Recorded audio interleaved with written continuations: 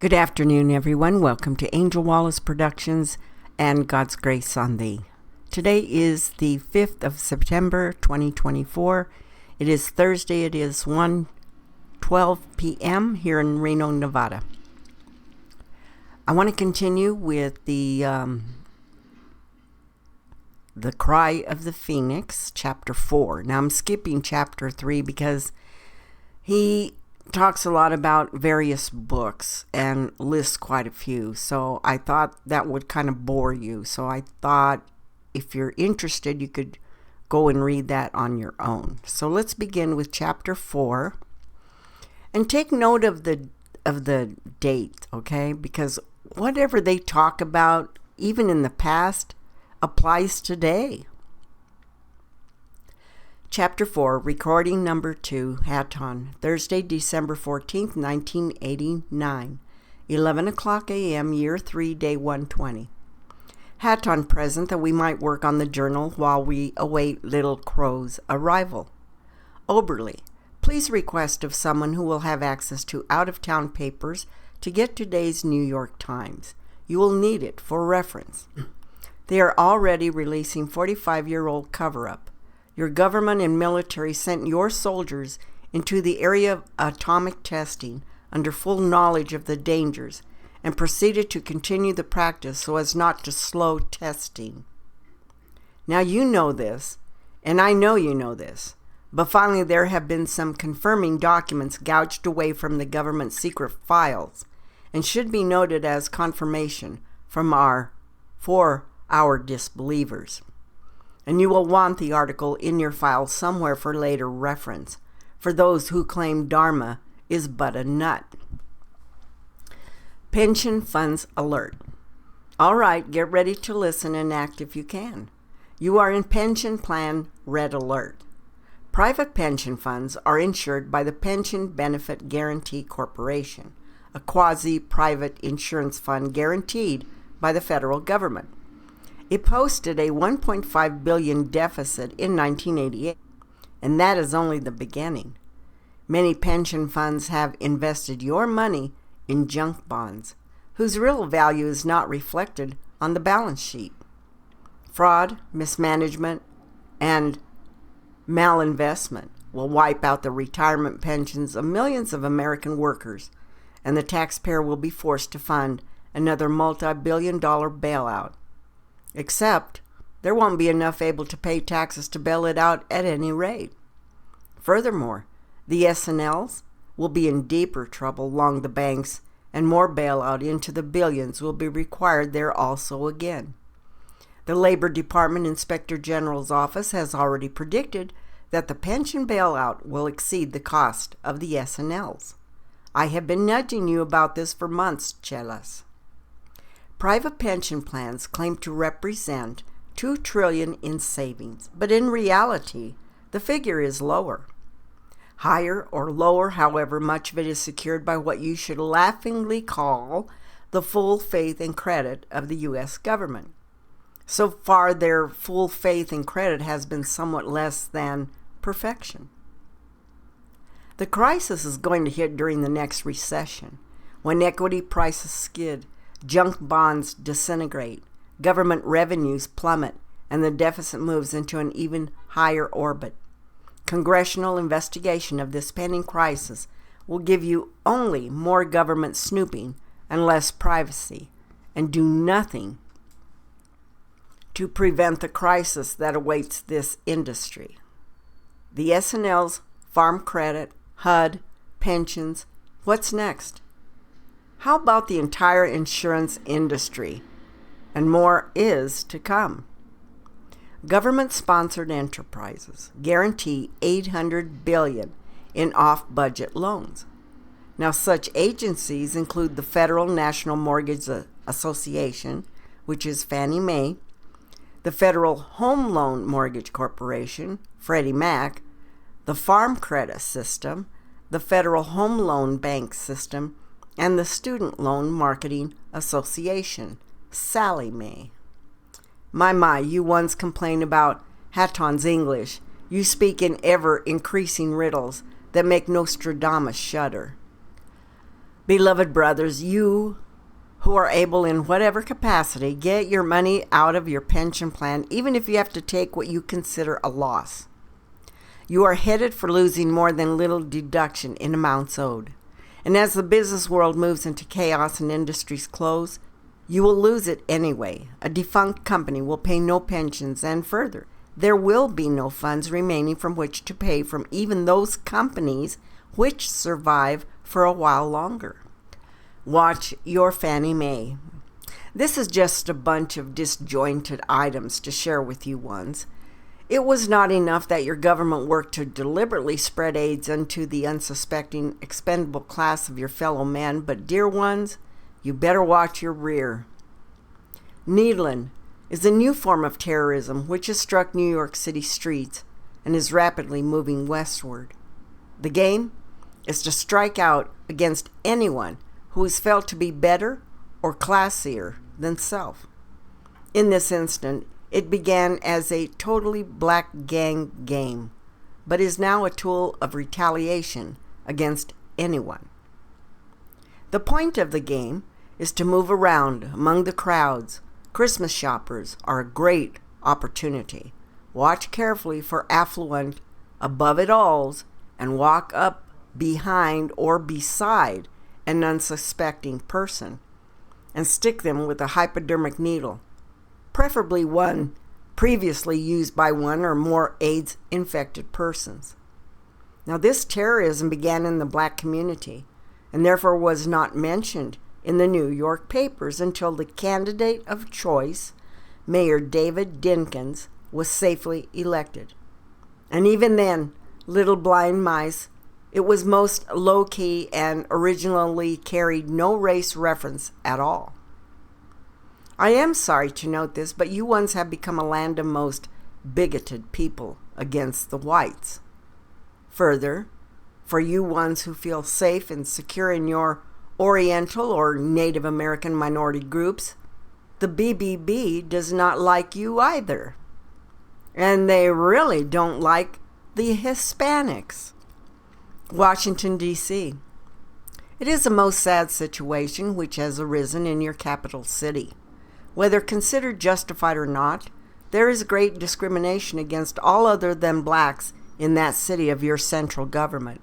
It is truly dangerous to simply ride a taxi within the city, blacks or other. You are very apt to be set upon and your goods taken, your physical self badly abused and often murdered. Someone had better take notice, for you can become hostage within your own governmental city.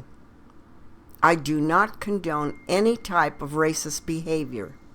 Certainly, I would be most pitied of all were I to be caught and ended in the hands of any of your groups. But this is what chaos is all about.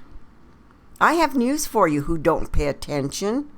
The black community refers to Washington, D.C. as the New Jerusalem. If you ones do not begin to look beyond the obvious, you're going to have a much harder time of it than you can understand. These journals go beyond groups of color or creed conscious humans. You had better begin to work with your brother, for your time is most short indeed. Your legal system is putrid indeed, and recourse is all but absent. So keep yourselves out of the clutches of those who can impale you. Let me example, please. The Baker bunk. Yes, Mr. Baker did a most ungracious thing in hoodwinking and defrauding his TV congregation through fractional reserve hoteling and got 45 years and millions of dollars in fines. But the government allows fractional reserve banking, which destroys you all, and nobody even notices. Further, although the financial shenanigans of Mr. Baker were wrong, it should have been handled with civil suits and not federal intervention. Read your Constitution. And why would they place this little helpless man in full extremity shackles? Where was he going, and what could he do when he got there? Look carefully. Those of you who think the religious zealots and frauds deserved it. It is an open and blatant attack on your religious freedom. Nothing less. Further, it was a federal attack. Well, Mr. Baker was sentenced to jail for 45 years. His crime was that he took trust fund money for general fund purposes, probably over $100 million, although he claimed it only temporary and a related use of funds. This year, your Congress of the United States is scheduled to take approximately $147 billion of trust fund money for general fund purposes. How many congressmen do you think will be going to jail for that little indiscretion? Well, it would seem to Hatton that the fraud and scandals that exist in your Washington, D.C. halls of law and justice deserves a little more attention and higher penalties than any little Jimmy Baker. So be it. A little bit of AIDS discussion before I go. While we wait for the ones who deal with the AIDS remedy devices to stop their squabbling and dickering so that we might move on, let me relate some interesting tidbits for you to chew upon. Some brave ones are speaking out fearlessly despite the organized power of the gay lobby, and I do mean with great courage. I have no discount against ones who are so-called gay. I have great discount with those who practice physical gay behavior, for it will kill you by this new and dandy disease thrust upon your societies. AIDS was originally known as GRIDS, Gay-Related Immune Deficiency Syndrome. For political reasons, it was arbitrarily changed to AIDS, which of course is far more accurate at any rate. A whole political movement has been created and sustained on a single notion: homosexual sodomy. Brothers, I don't care what your fellow man decrees. It is most unwise to practice such behavior, and it will get you in the end, no pun intended. At any rate, the above was a quote from a well-known congressman. He went on, "The average homosexual has 1,000 or more partners in a lifetime, and the average homosexual has only one sexual encounter per partner and never sees the person again after that encounter." The pathology of homosexuality will not settle for personal privacy. It must seek approbation.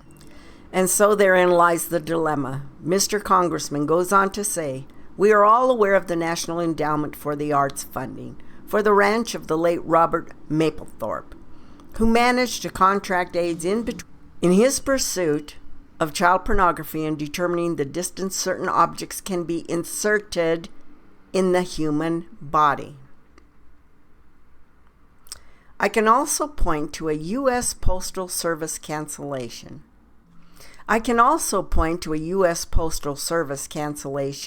Celebrating civil disobedience at a homosexual bar back in 1969, or to the 15 million federal sex study to be interpreted by a homophile who approved of pedophilia. Or how about the $500,000 used by the National Research Council to instruct clergy who believe homosexuality is a sin to change their views? Or how about your Defense Department study that says homosexuals make better soldiers? Or the HHS report that tells you society is to blame for the suicides of kids who have been led into the pit of homosexual despair? It is extremely hard not to be cynical about a government that would sponsor such antisocial proposals. And we're not talking about a political philosophy. We're talking about sodomy. You're also talking about the destruction of a species by a little plague called AIDS. You ones had better stop picking over the carcass of your brother and get on with your work. AIDS is not a homosexual disease. Further, there is no worse assault committed upon your placement, as is the evil of defiling a child. Know it, for there will come the day of accounting for you ones who think God jests. Your Surgeon General. As with all puppets, the strings are pulled from someone higher up the line. However, what has been perpetrated upon the public by the last protector of your health is quite distressing indeed. Oh yes, there was the all-out effort to stop tobacco smoking, but no one ever attempted to end the ridiculous agricultural subsidies to tobacco farmers. They might have been encouraged to change their crops to food. Then there was the attack on private property rights and the real public health by urging that civil right laws be applied to carriers of the fatal, highly communicable disease called AIDS. Further, parents who worried about sending their healthy kids to school with AIDS victims were sorely condemned. Federal scientists, part of whose job is to pull the wool over the eyes on the issue, readily admit that AIDS blood kills. And since skin, knees, and elbows, not to speak of fighting and biting, are normal in any schoolyard, why shouldn't parents worry? Mr. Koop loudly criticized doctors who worried about the dangers of operating on AIDS patients. Although surgeons can get doused in blood, their gloves and skin are often punctured, and the Hippocratic Oath is not a suicide pact after all. Furthermore, the AIDS virus is so microscopic that it can easily flow to and through a condom in its manufactured standard. What think you of surgical gloves? Now, this fact, in addition to the high contamination of blood, is truly a most sensible concern. A lot of your so-called pork barrel spending is being put forth on the wrong and misleading approach to the cure of AIDS. So be it. Let it be reminding to you once, the big boys have the control method, and you had better pay attention to the truth of it. Dharma, it's time to leave this as you're being summoned. Thank you for the interruption. We need to move along as rapidly as we find time for working. Hat on to stand by. Salut. Chapter 5, Recording Number 1, Sananda, Hatton, Friday, December 15th, 1989, 7:30 a.m., Year 3, Day 121. Man shall reach out his hand to his brother, and lift him up, lest he be lost into the darkness. But the hand must bear the word, for 'tis only through truth that ye shall come into the cosmic kingdoms. You who deny of truth, and turn away in discounting, shall be in no manner wise, and woe indeed to those ones who lead their brothers into darkness. If ye continue in your path of darkness, ye shall be judged accordingly, and left unto your choices. And those ones who spread false assumptions are the tools of evil, and ye will make of your retribution harsh indeed. Truth is truth, and one who blinds his fellow man by substitution of evil lies shall reap the harvest of thistles. You are in the time of purification and learning.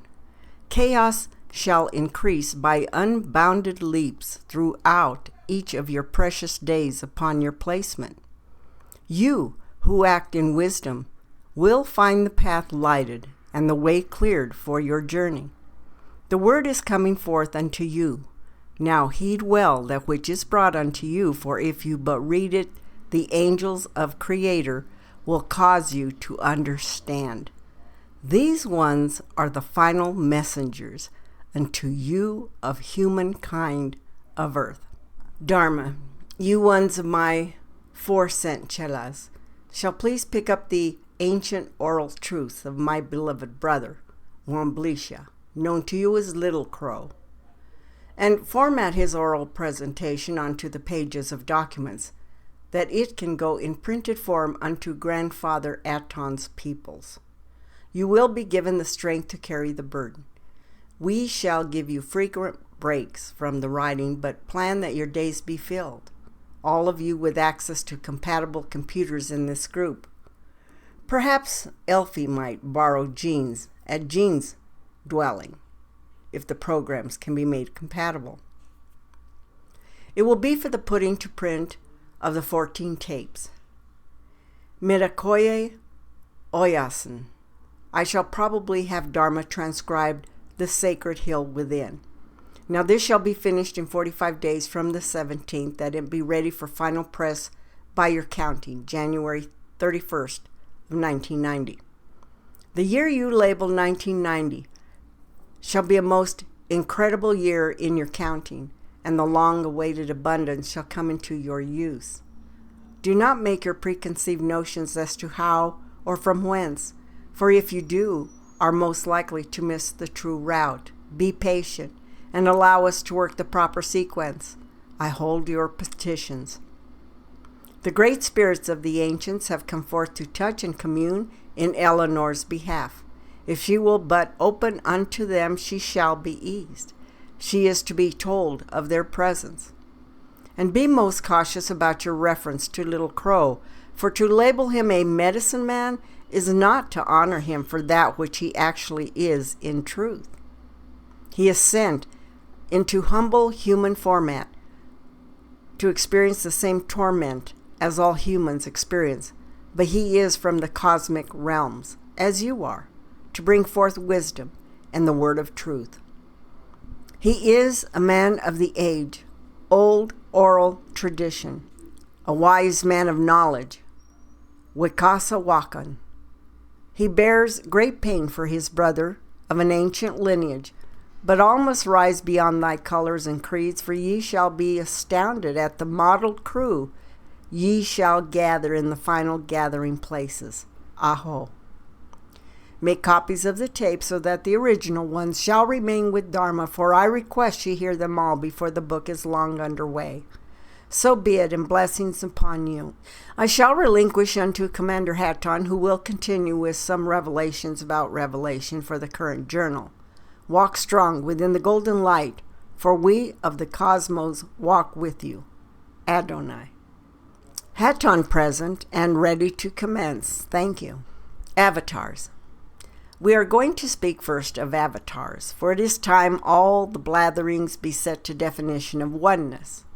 It is a term thrust about by anyone at random and is despoiled, just as in your term love and religion and many other terms of which you men have destroyed truth in meaning. Now, what is an avatar? What is his purpose? Has there only been one avatar upon your place, Jesus Christ as you label him? How does one recognize an avatar? When I bring it down to simplicity, I suggest you gather in your bigotry and self-proclaimed sanctity. Simply stated, an avatar is God in human form. It is what the West calls the Son of God, the Messiah, the Savior, the Christ. Please, I shall not go into all the labels, for they are not important. It is the concept with which you must understand, and I'm speaking in English, a Western language. An avatar comes directly from the Spirit of God. He, she goes through somewhat different evolutionary changes from typical human. An avatar is a pure spirit and can incarnate in any manner chosen. So what is his purpose? Let me quote from a wondrous legend, at that of which called Saint Isa, who summarized the response to this question most beautifully when describing the advent of the one called Emmanuel, the Christ. At that time the moment had come for the compassionate judge to reincarnate in human form, and the eternal spirit, resting in a state of complete inaction and supreme bliss, awakened and separated from the eternal being for an undetermined period, so that in human form he might teach man to identify himself with the divinity and attain to eternal felicity, and to show by his example how man can attain moral purity and free his soul from the domination of the physical senses. so that it may achieve the perfection necessary for it to enter the kingdom of heaven, which is immutable and where bliss eternal reigns. In other words, an avatar comes to show you the way back home, Home, unto him as he, the is what little fantasy E.T. called home. E.T. go home, E.T. go home. Remember that? Has there only been one avatar, that one called Jesus? Well, this is a question that has caused more suffering, destruction, brutality, and war in the name of God than any other question man has ever asked. But were these wars fought for God and therefore love and truth? Or were they fought for power, greed, the suppression of truth, and the confusion of the one God? Notice that in the legend of Saint Isa, which by the way was one of the pronounced labels of Jesus, Isa, it says that the Lord is about to reincarnate in human form. Now this naturally presupposes that God has incarnated in human form before, does it not? In the East as in the West, Jesus is recognized as an avatar, or the Son of God, or one of with God, and is seen as the way, the light, and the embodiment of truth. But it is the taking of the term Christianity unto a certain specified group which causes the real trouble. You who call yourselves Christians are a most selective and bigoted lot of selfish humans. Swami Paramananda puts it most eloquently. Orthodox Christianity exalts Christ to the exclusion of all other divine manifestations, while the Eastern soul receives him as the cosmic light, blending its harmony with both past and present. Avatars are other divine manifestations that have come before and after Jesus. Whichever concept we hold will have a marked influence upon our life and destiny. For the one which says Jesus is the only Son of God invariably works for the destruction of what is not its own, and the other, the preservation and assimilation of what may not seem at first sight to be its own. The one holds to the dogmatic Christ, the creed-bound Christ of organization and institution.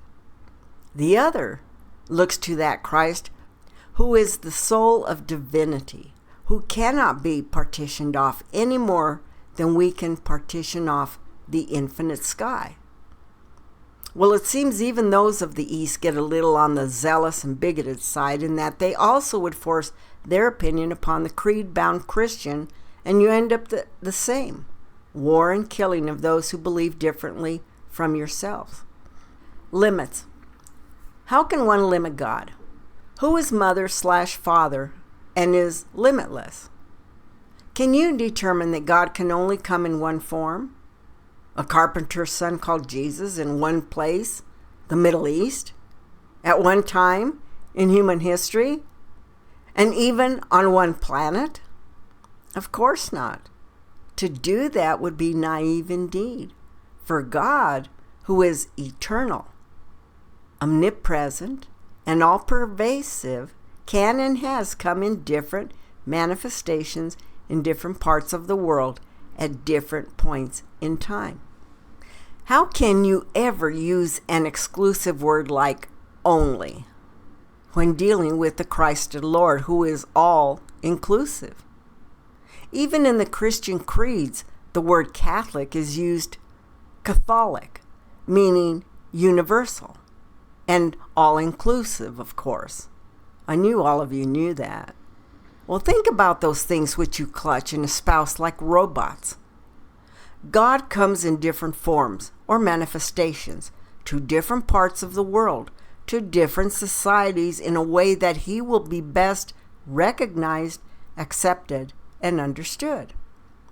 Thus, you see the Lord clothing himself in whatever outward appearance will most easily blend in with his surrounding culture, whether that be as Emmanuel, Jesus, Isa, the Buddha, Krishna, or whomever he chooses.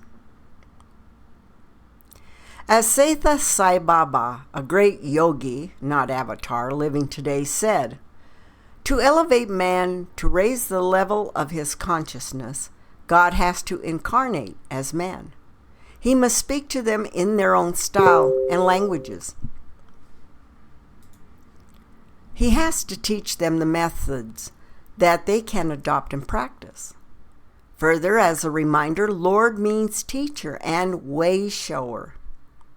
Among many people in the West, there is a misconception about people in India worshiping several different gods, whereas in fact, unlike the Syrians, for instance, the Indians are worshiping the one God in his different manifestations, including Jesus. Now, people there recognize that God is limitless, and by dedicating their temples to his numberless aspects and attributes, they worship him in the form that they find most comfortable.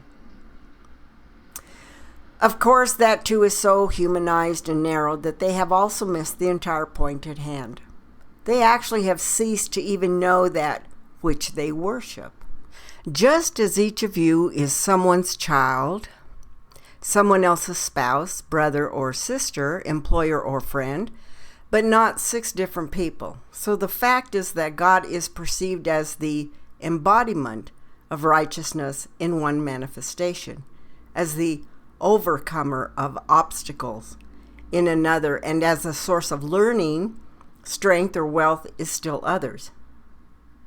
This means that the one God is all-pervading. It does not mean each is a separate God, mutually exclusive of all the others. And further, people in India often adorn their temples with statues, images, or pictures of the various considered aspects of God. Often Westerners have misunderstood the purpose of these statues, thinking that these foreigners worship the stone idol itself. Now this, of course, is as absurd as them considering that you worship the stone replica of the cross or the likeness of Jesus or Virgin Mary, etc. It all begins as a method of focusing one's attention to the thought, to remind them of him and the love they bear for him. Now, you must use your unlimited consciousness, that a photograph of someone is not that someone. Earthman decrees lies to be truth and accuses and proclaims his lies upon all who are foolish enough to listen. Unfortunately, there are many foolish ones on either side of all questions. It is not wrong to be reminded of God by having that which reminds you of God. It is when the thing becomes the focus and not the God.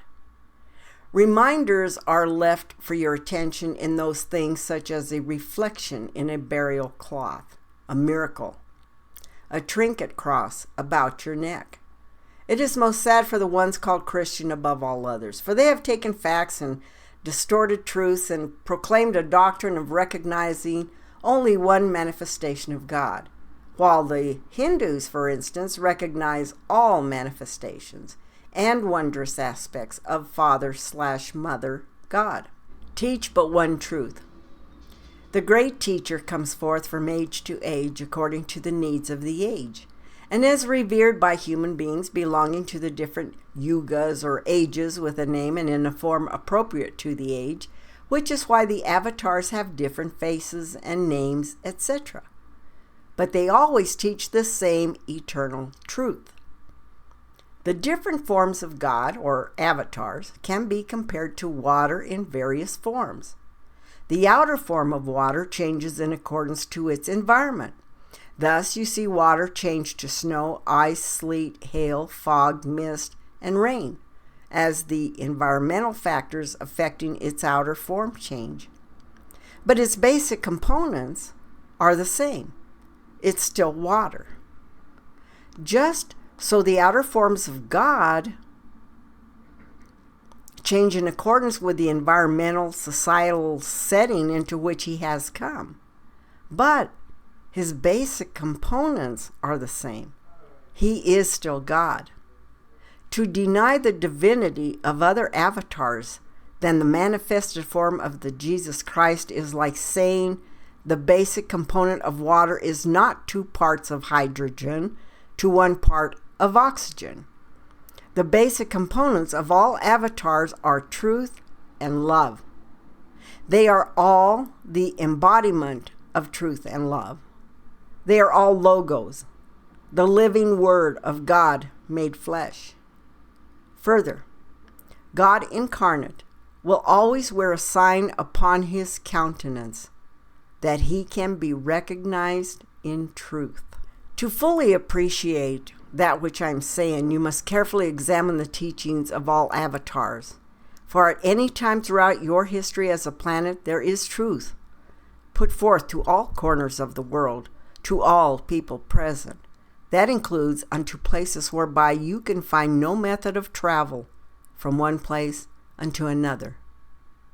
In comparing the life stories of various avatars, you will see striking parallels. First and foremost, the world situation in each case would be perilous and true spirituality would have been lost. The rulers would be generally harsh and brutal, and the priest had become stuck in the mire of dogma and doctrine. Instead of simplifying God to the people, they complicated him, thus making it harder for people to understand and know him instead of easier. In other words, it is a situation of greed and power by priests and ruling governments and greedy controllers which give cause for the return of God in order that again order can be brought from the chaos of a degenerate society of human. And whenever righteousness, dharma, declines and there is an uprise of iniquity, the Lord loses himself forth into birth into the world. For the protection of the holy men, the chastisement of the wicked, and the enthroning of righteousness, balance, and harmony, is he born from age to age. All learning in the end is vain, except to know God and to serve him. To love him is the end of knowledge, and to forget him is to forget the truth, even though one may carry a cartload of books about with him. This creation is his, and he is everywhere. His love pervades all things, and you better each one come into the wisdom of his knowledge, lest it become too late for the proper choices. And when you act against the law of love, you chain yourself to the endless cycle, wheel of cause and effect.